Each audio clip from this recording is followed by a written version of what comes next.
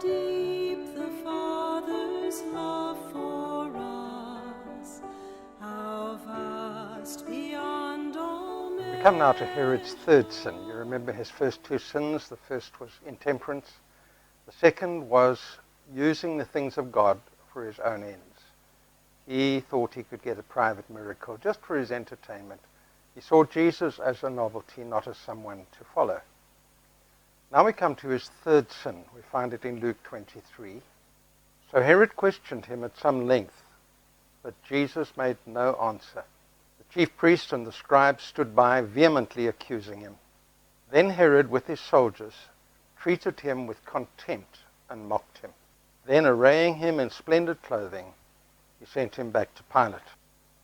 I wonder why Herod got so personally involved with the contempt and mockery thrown at Jesus.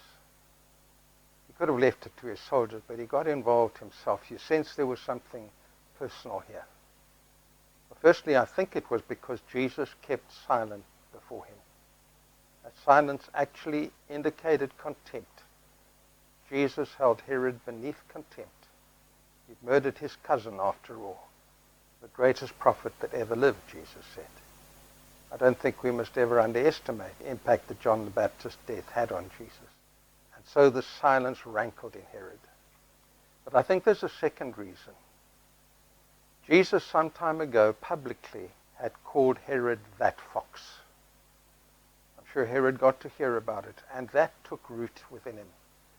And it formed a grudge and a bitterness that grew. Now, finally, he has Jesus in his grasp, and he doesn't let the opportunity go. And so this Lent, I think each of us, examining ourselves, need to examine any little root of bitterness. It's not for nothing Paul calls it a root of bitterness. If it's left, it will grow. It has to be got out.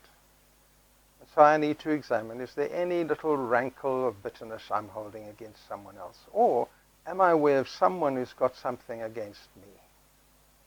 And am I doing what I can? I can't always put these things right, but am I doing what I can to fix that? One of my favorite hobbies is reading history. And in all my reading of history, two people stand out who were remarkable at not holding grudges and at doing what they could to put things right with others. The one was our own Nelson Mandela. Charles de Franche says he did feel bitter, but he never allowed that bitterness to rule him. The other is Abraham Lincoln. Abraham Lincoln never held a grudge against anybody, and if he possibly could, he put things right if he thought someone was unhappy with him. Now, Abraham Lincoln was by no means the front runner for the Republican nomination. The person expected to win was one called William Seward, a man of prodigious intelligence and a prodigious nose. But when it came to the convention on the 16th of May, 1861, and the first ballot took place, it became obvious that Seward was not going to be a runaway winner. Now, unlike Lincoln, Seward had allowed a grudge to develop in one of his friends.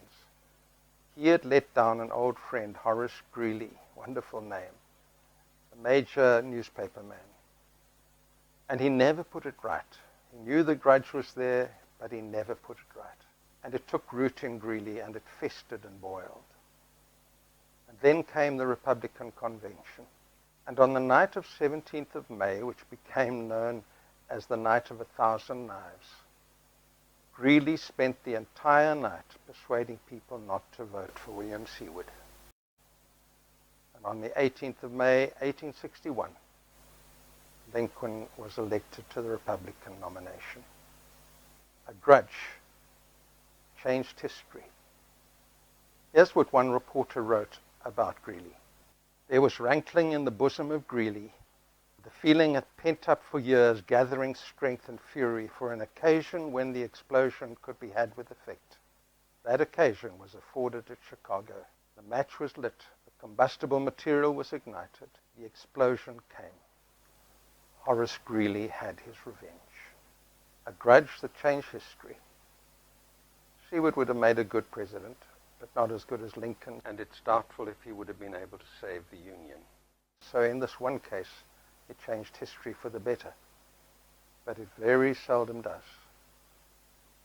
And so as we examine ourselves this Easter, I want to leave us with a quote from Lincoln's second inaugural address, appropriate for all of us who follow Jesus: with malice towards none, and charity for all. His wound